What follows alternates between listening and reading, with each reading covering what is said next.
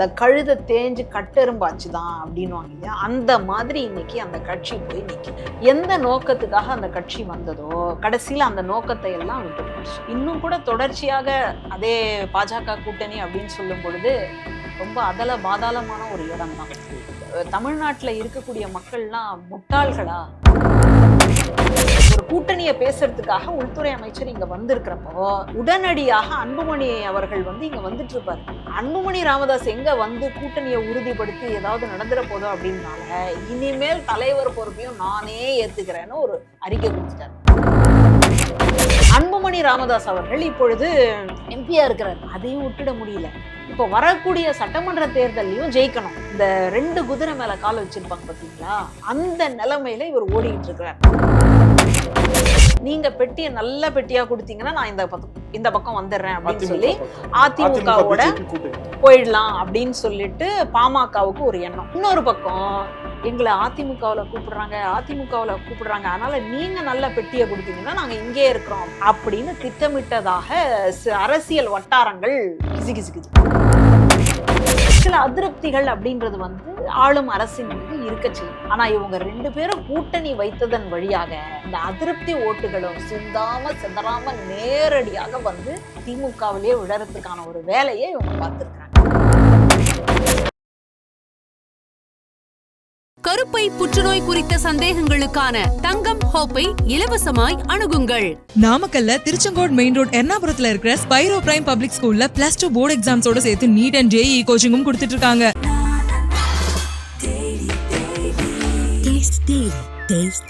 உலக தமிழர்களுக்கு வணக்கம். இது கிங் டிவி. இன்றைக்கு நம்மோடு நேர்காணலில் பேராசிரியர் திரு மஞ்சள் அவர்கள். வணக்கம். வணக்கம்.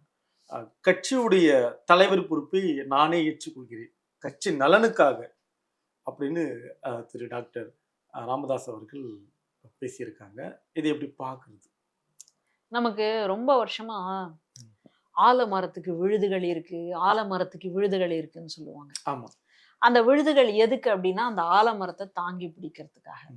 அது அப்படியே யாருக்கு உதாரணம் சொல்லுவாங்கன்னா பிள்ளைங்களுக்கு சொல்லுவாங்க.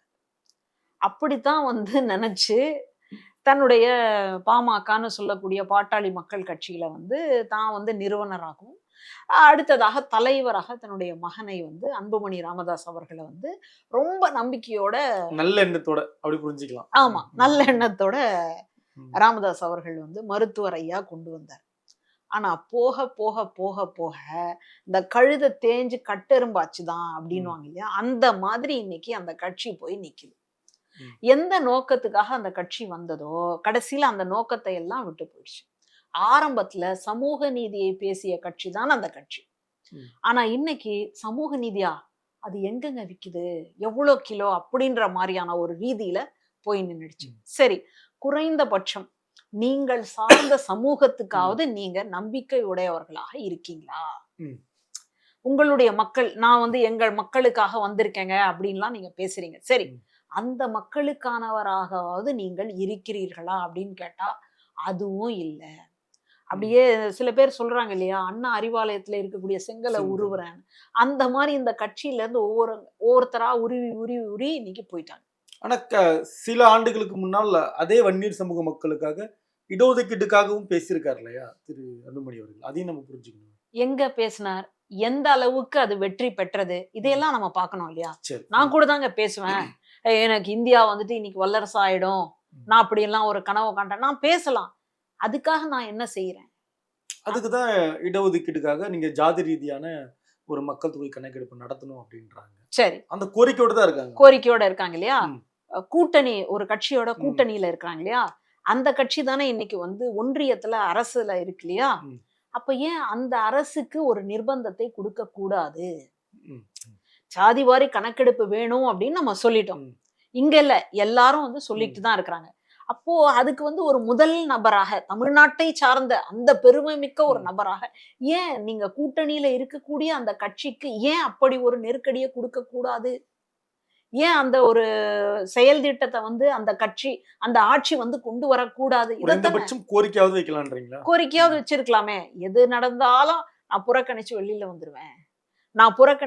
வந்துருவேன்னா அப்புறம் நீங்க ஏன் அங்க போயிருக்கீங்க? இல்லையா? இதுதானே ஒரு சாமானியனாக கேட்கக்கூடிய ஒரு கேள்வியா இருக்க முடியும். அப்போ ஏன் நபராக நீங்க வந்து அதை கேட்டிருக்கலாம். சரி, யாருக்கும் கூட வேணாங்க, நீங்க சார்ந்து இருக்கக்கூடிய அந்த மக்களினுடைய நலனுக்காவது. இதுக்கு முன்னாடி சித்தப்பா வேற உங்களுக்கு இடஒதுக்கீடு எல்லாம் கொடுத்தாரு. ஆனா சித்தப்பா எடப்பாடி அவர்கள் சரியான சட்ட நிலையில இருந்து அந்த ஒதுக்கீட கொடுக்கல.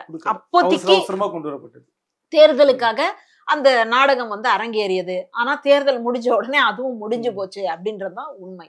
அப்போ சட்ட ரீதியான ஒரு போராட்டத்தை முன்னெடுத்துதான் சட்ட போராட்டத்தின் வழியாகத்தான் அதை பெற முடியும். இன்னைக்கு வேற நிறைய அறிவாளிங்க நிறைய வந்துட்டாங்க. அவங்க என்ன சொல்றாங்கன்னா, இவ்வளவு பேசுறீங்களே, ஏன் மாநில அரசு ஏன் செய்ய மாட்டேங்குது, ஏன் மாநில அரசு வந்து சாதி வாரியான ஒரு கணக்கெடுப்பு எடுத்து கொடுக்கலாமே அப்படின்னு நிறைய அறிவாளிங்கெல்லாம் இன்னைக்கு பேசிக்கிட்டே இருக்காங்க. ஐயோ, அது செல்லுபடியே ஆகாதே. எப்படி வந்து வன்னியருக்கான இடஒதுக்கீடு வந்து எடப்பாடி அவர்கள் கொடுக்கும் பொழுது அது செல்லுபடி ஆகலையோ, அந்த மாதிரி மாநில அரசு இப்படி ஒரு கணக்கெடுப்பை நடத்தினால் அதை ஒன்றிய அரசு, அந்த அரசாங்கம் வந்து ஏற்றுக்கொள்ளாதது அப்படின்றதான் உண்மை. அதனால சட்ட ரீதியாக எதிர்கொள்ள வேண்டும். நானும் பண்ணிட்டேன் அப்படின்றது இல்ல, சட்ட ரீதியாக அதற்கு வந்து இருக்கணும் அப்படின்றதுக்காக தான் இன்னைக்கு மாநில அரசு அதை எடுக்கல. அப்போ நீங்க வந்து அந்த கட்சியோட கூட்டணியில இருக்கும் பொழுது நீங்க தானே அதை வலியுறுத்தணும், நீங்க தானே அதை கொண்டு வரணும். அதுக்காக தானே உங்களை நம்பி அங்க வந்து அனுப்பி இருக்கிறோம். ஆனா அதை பத்தி எல்லாம் கவலைப்படாம என் நலன் என் மக்கள்ன்ற மாதிரி எனக்கானதே அப்படின்னு சொல்லி இருந்தா இது எந்த வகையில நியாயம்? இப்ப அடிப்படையில மையமான பிரச்சனையா என்ன இருக்குன்னு நினைக்கிறீங்க திரு ராமதாஸ் அவர்களுக்கும் அன்புமணி அவர்களுக்கும்? மைய பிரச்சனை என்னவா இருக்காங்க? ஒரே ஒரு பிரச்சனை தான். பாஜக வந்து உள்ள வருது அப்படின்னு சொன்னா, ஒண்ணு அந்த இடத்துல அமலாக்கத்துறையை வச்சு ஒரு ஆட்ட போகுது அப்படின்றது அர்த்தம். அப்படி இல்லாட்டி ஏதாவது ஒரு பதவி நமக்கு கிடைச்சதாதான். இந்த ரெண்டு தான். ஒண்ணு, இப்போ அன்புமணி அவர்களுக்கும் இவர் ராமதாஸ் அவர்களுக்கும் ஏதோ ஒரு உள்ளுக்குள்ள உட்பூசல் ஓடிக்கிட்டு இருக்கு அப்படின்னு சொன்னா, ராமதாஸ் அவர்களுக்கு வேறொரு பார்வை இருக்கணும், அன்புமணி அவர்களுக்கு வேறொரு பார்வை இருக்கணும். எதுல சொல்றீங்க? கூட்டணி இல்லையா? கூட்டணியில ஒண்ணு, சரி, அடுத்தது ஆட்சி அதிகாரத்துல ஒண்ணு. இப்போ அடுத்த வருஷம் நமக்கு வர வேண்டியது அப்படின்றது சட்டப்பேரவை வந்து தேர்தல், சட்டமன்ற தேர்தல். இப்ப சட்டமன்ற தேர்தல் அப்படின்னா மாநிலத்துல யார் வந்து பவர்ஃபுல்லா இருக்கிறாங்களோ அங்கதான் இருக்கணும். ஒன்றியத்துல யார் பவர்ஃபுல்லா இருக்கிறாங்களோ அதை பத்தி கவலை இல்லை. மாநிலத்துல யார் பவர்ஃபுல்லா இருக்கிறாங்க, மாநிலத்தை பொறுத்த வரைக்கும் திராவிட கட்சிகள் தான். ஆனா இவங்க தவறுதலாக பாஜகவோட கூட்டணியில இருக்கிறாங்க. இப்ப அந்த கூட்டணியோட தேர்தலை சந்திச்சா என்ன நடக்கும் அப்படின்றத இந்த அரசியல் வாழ்க்கையில மிகப்பெரிய அனுபவம் பெற்ற ராமதாஸ் அவர்கள் புரிஞ்சுக்கிட்டார். ஆனா அன்புமணி ராமதாஸ் அவர்கள் இப்பொழுது எம்பியா இருக்கிறார், அதையும் விட்டுட முடியல. இப்ப வரக்கூடிய சட்டமன்ற தேர்தலையும் ஜெயிக்கணும். இந்த 2 குதிரை மேல கால வச்சிருப்பாங்க பாத்தீங்களா, அந்த நிலைமையில இவர் ஓடிட்டு இருக்கிறார். இப்ப இதுக்கு நடுவுல இவர் என்ன சொல்றாருன்னா, இங்க மாநில தேர்தலா இருக்கும் பொழுது நம்ம மாநிலத்தோட தான் ஒருங்கிணைஞ்சு இருக்கணும் அப்படின்னு அப்பா சொல்றாரு. அங்க என்னடான்னா, நீ மாநிலத்தை பார்த்தன எனக்கு எம்பி என்ன ஆகும், முதலுக்கே மோசமாயிடும். ஏன்னா மறுபடியும் நின்னு மறுபடியும் ஜெயிக்கிறது அப்படின்றதெல்லாம் இரவு நேரத்துல சூரியன் தோன்ற மாதிரிதான் கதை. அதனால இவருக்கு வந்து தெரிஞ்சு போச்சு என்னன்றது. ஏன்னா மக்களுக்கு ஏதாவது செஞ்சா தானே. மருத்துவ, அதாவது அமைச்சர் பதவியில இருந்தப்போலாம் சரியான தனக்குடைய தலைமுறைக்கெல்லாம் தேடி வச்சுட்டார் அப்படின்ற மாதிரி பேசிக்கிறாங்க, சொத்து வந்து சேர்த்துட்டார் அப்படின்னு சொல்லி பேசுறாங்க. இப்ப இந்த சூழல்ல அமலாக்கத்துறை உள்ள நுழைஞ்சிட்டாலும் கஷ்டம், மக்கள் வந்து ஓட்டு போடுவாங்களா அப்படின்றது இன்னொரு கஷ்டம். இதுக்கு நடுவுல நம்ம எம்பியாவே தொடரணும் அப்படின்னா வேற ஏதாவது ஒரு கணக்கு போட்டதான் முடியும் அப்படின்றது அவருடைய கணக்கு. இவர் வந்து சட்டமன்ற தேர்தலை வந்து நம்ம எதிர்கொள்ளணும், அதுக்காக இவர் ஒரு கணக்கு போட்டுட்டு இருக்கார். இப்ப இந்த சூழல்ல என்ன நடக்குது அப்படின்னா, அவருக்கு ஏற்கனவே இதுக்கு முன்னாடி இருந்த பிரச்சனை என்னன்னா, இவருக்கு கொஞ்சம் கூட தோள் கொடுக்கட்டும் அப்படின்றதுக்காக தன்னுடைய பேரனை கொண்டு வரலாம் அப்படின்னு அன்புமணி ராமதாஸ் அவர்கள் வந்து யோசிச்சார். அதாவது மகளினுடைய மகனை. அதுக்கும் அவர் வந்து ஒத்து வரல. கட்சியில பங்கு போட யாரும் வரக்கூடாது. ஆமா, ஏன்னா சௌமியா அன்புமணி அவர்கள் வந்து தேர்தல் வேட்பாளராக நிற்கும் பொழுது அவர்களுடைய மகள்களே வந்து பிரச்சாரம் பண்ணாங்க. அப்போ அந்த மகள்களை நம்ம ஏன் கொண்டு வரக்கூடாது அப்படின்னு ஒரு பக்கம் கணக்கு போட்டுக்கிட்டு இருக்காரு. இப்போ இதுக்கு நடுவுல பேரன் வந்துட்டா அப்போ பேத்திக்கு வந்து முக்கியத்துவம் கிடைக்குமா, பேரனா பேத்தியா, பேரனா பேத்தியா அப்படின்னு போயிடுமே அப்படின்னால அப்போ ஒரு சிக்கல் நடந்தது. அது அப்புறமா இப்போ வந்துட்டு உள்துறை அமைச்சர் அமித்ஷா அவர்கள் வர்றதுக்கும் இவர் வேக வேகமா அந்த முடிவு எடுக்கிறதுக்கும் சரியா இருக்கு. ஏன்னா உள்துறை அமைச்சர் வந்து இங்க வரும்பொழுது கூட்டணியை பேசணும் அப்படின்றதுக்காக வர்றாரு. நம்ம நட்சத்திர விடுதியில அவர் இந்த பத்திரிகையாளரை சந்திக்கிறதுக்கு முன்னாடி ஒரு பெரிய பேனர் வச்சிருந்தாங்க. என்னன்னா தேசிய ஜனநாயக கூட்டணி. ஆமா இருந்தது. அப்புறம் பார்த்தா திடீர்னு ஒரே நிமிஷத்துல அதை மாத்திட்டு தமிழ்நாடு தமிழக பாஜக அப்படின்றாங்க. அதுக்கு நடுவுல என்ன நடந்ததுன்னு கேட்டா அதுதான் ராமதாஸ் அவர்களினுடைய முக்கியமான ஒரு முடிவு. அதுதான் அது. ஆமா. அப்போ இவங்க ஒரு கூட்டணியை பேசுறதுக்காக உள்துறை அமைச்சர் இங்க வந்திருக்கிறப்போ உடனடியாக அன்புமணி அவர்கள் வந்து இங்க வந்துட்டு இருப்பாரு. அன்புமணி ராமதாஸ் எங்க வந்து கூட்டணியை உறுதிப்படுத்தி ஏதாவது நடந்துட போதோ அப்படின்னால இனிமேல் தலைவர் பொறுப்பையும் நானே ஏத்துக்கிறேன்னு ஒரு அறிக்கை கொடுத்துட்டாரு. அப்போ அன்புமணி ராமதாஸ் அவர்களுக்கு அந்த கட்சியில என்ன இருக்கு அப்படின்றது எல்லாருக்குமே தெரிஞ்சு போச்சா. அப்ப அவர் வேக வேகமா மறுபடியும் வந்து உள்துறை அமைச்சரை சந்திச்சாலும் ஏதாவது நடக்குமா? ஒன்னும் நடக்க போறது இல்ல. அதனால முடிவுகளை எடுப்பது யார், வேட்பாளர்களை நிற்க வைப்பது யார், இந்த தேர்தலை போய் சந்திப்பது யார் அப்படின்னு சொல்லி ராமதாஸ் அவர்களே மருத்துவர் ஐயாவே எல்லாத்துக்கும் நானே வந்துடுறேன் அப்படின்னு சொல்லி வந்துட்டார். ராமதாஸ் அவர்களுடைய விரும்பக்கூடிய கூட்டணி எது? ராமதாஸ் அவர்கள் இப்ப அதாவது அரசியல்ல சொல்லக்கூடிய பேச்சு என்ன அப்படின்னா 2 பேரும் ஆளுக்கு ஒரு பக்கத்துல போய் பொட்டி வாங்கிடலாமான்னு பேசிக்கிட்டாங்கன்னு சொல்றாங்க. எந்த அளவுக்கு தெரியல. ஒரு பக்கம் எங்களுக்கு வந்து இந்த பக்கம் கூட்டணியில இருக்கிறோம், அதனால இந்த பக்கம் போயிடலாம், இந்த பக்கம் போயிடலாம், அதனால நீங்க பெட்டியை நல்ல பெட்டியா கொடுத்தீங்கன்னா நான் இந்த பக்கம் வந்துடுறேன் அப்படின்னு சொல்லி அதிமுகவோட போயிடலாம் அப்படின்னு சொல்லிட்டு பாமகவுக்கு ஒரு எண்ணம்.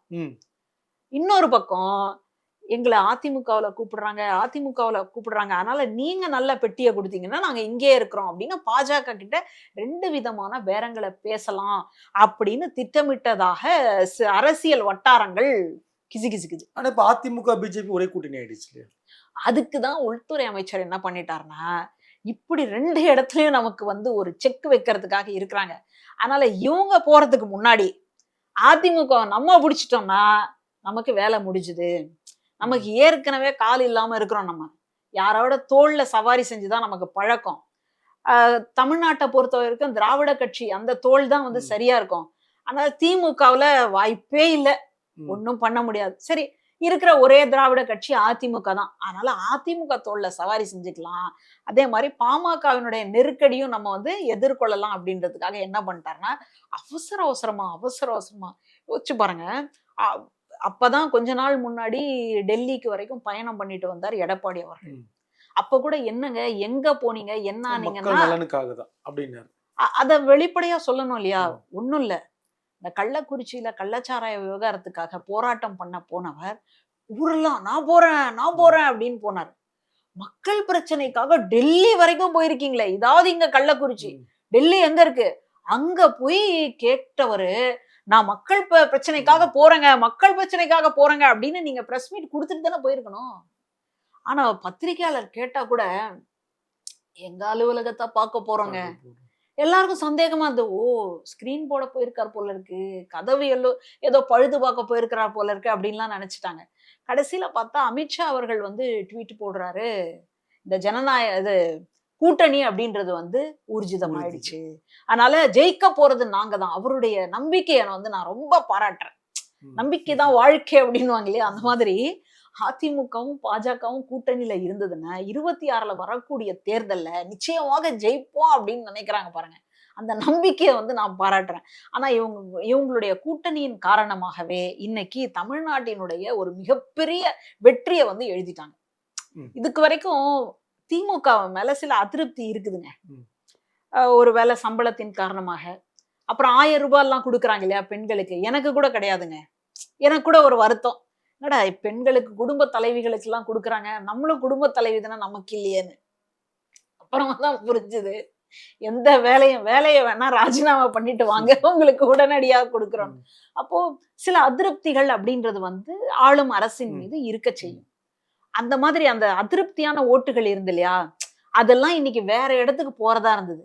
ஆனா இவங்க 2 பேரும் கூட்டணி வைத்ததன் வழியாக அவங்களுக்கு போக முடியாம அந்த அதிருப்தி ஓட்டுகளும் சிந்தாம சிதறாம நேரடியாக வந்து திமுகவிலேயே விழறதுக்கான ஒரு வேலையை இவங்க பார்த்திருக்கிறாங்க. அதுக்காக இவங்களை வந்து பாராட்டலாம் நம்ம. பாமகவுடைய விருப்ப தேர்வு, அங்க அந்த தொண்டர்களுடைய விருப்ப தேர்வாக திரு ராமதாஸ் அவர்கள் இருப்பாருங்களா, இல்ல அன்புமணி அவங்க இருப்பாங்க? நிச்சயமாக ராமதாஸ் அவர்கள் தான். ஏன்னா அந்த கட்சியில ஒரு இந்த அளவுக்கு கொண்டு வந்திருக்கிறாரு அப்படின்னு சொன்னா ராமதாஸ் அவர்களுடைய பங்களிப்பு ரொம்ப பெருசு. எந்த அளவுக்கு மேம்? இப்பதான் நம்ம கொஞ்ச நேரத்துக்கு முன்னாடி ஆமா இல்ல இருந்தாலும் ஒரு இது தகுதி பெற்ற ஒரு கட்சியாக இருக்கு இல்லையா, அவங்களுடைய சின்னம் என்ன அப்படின்னு சொல்லும் போது எல்லாருக்கும் தெரிய வருது இல்லையா, அவங்க எந்த கொள்கைக்காக இதை கொண்டு வந்தாங்க அப்படின்னு ஆரம்பத்துல வந்து நம்ம பேசிக்கிட்டு இருக்கிறோம் இல்லையா. அதனால இந்த அளவுக்கு கொண்டு வந்ததனுடைய பெருமையை ராமதாஸ் அவர்களுக்கு நிச்சயமாக அந்த கட்சி தொண்டர்கள் கொடுப்பாங்க. இதுக்கு நடுவுல இவர் வந்து பதவியில இருக்கிறதுனால வேணா இவருக்கு பின்னாடி போகலாம். ஆனால் பதவியும் போயிடுச்சுன்னு வச்சுக்கோங்களேன், அப்புறம் எந்த இடம் அப்படின்றது நமக்கு தெரியல. இப்போ ஒண்ணும் வேண்டாம், சௌமியா அவர்களை வந்து இப்போ நாடாளுமன்ற தேர்தலுக்கு வேட்பாளராக நிக்க வச்சாங்க. அந்த இடத்துல வந்து இழுபறியா இருந்தது. திமுக வெற்றியா பாமக வெற்றியா அப்படின்னு சொல்லி பார்க்கும் பொழுது கொஞ்சம் இழுபறி இருந்தது. ஆனா மக்கள் எங்க போய் நின்னாங்க? கடைசியா திமுக பக்கம் வந்து நின்னாங்க. அப்போ 40க்கு 40 திமுகவே ஜெயிச்சிருக்கு, திமுகவினுடைய கூட்டணியே ஜெயிச்சிருக்குன்னா அப்போ மக்களுக்கு எந்த அளவுக்கு இந்த கட்சிகள் மேல அதிருப்தி இருக்கு அப்படின்றத நம்ம புரிஞ்சுக்கலாம். அதனால இப்போ அன்புமணி அவர்கள் வேற ஏதாவது தன்னுடைய நலனுக்காக மட்டுமே திட்டம் போடுறதுனால அது மக்கள் கிட்ட போயிட்டு அது சேரவே சேராது. நமக்காக நினைக்காத ஒருத்தரை நம்ம ஏன் நினைக்கணும்? மக்கள் நினைப்பாங்க இல்லையா, நமக்குன்னு ஒண்ணுமே பண்ணலையே, அப்ப இவருக்கு ஏன் நம்ம பண்ணணும் அப்படின்றத மக்கள் தேர்தல்ல நிச்சயமாக காட்டி விடுவார்கள். அதனால இன்னைக்கு கூட ஒரு செல்வாக்கு மிக்க நபராக இருக்கிறார்னு சொன்னா அவர் நிச்சயமாக ராமதாஸ் அவர்கள் தான். ஏதாவது ஒரு பிரச்சனை அப்படின்னு சொன்னா கூட அவர் வந்து குரல் கொடுக்கறதுக்கு வராரு. ஆனா இவர் என்னடான நாடாளுமன்றத்துல இருந்தாலும் கூட வெளிநடப்பு பண்றதுக்கு தான் தயாரா இருக்கு. வருகின்ற 2026 தேர்தலில் வன்னியர் சமூக மக்களுடைய நம்பிக்கையாவது குறைந்தபட்சம் ராமதாஸ் அவர்கள் பெறுவார்களா, இல்ல பாட்டாளி மக்கள் கட்சி பெறுமா?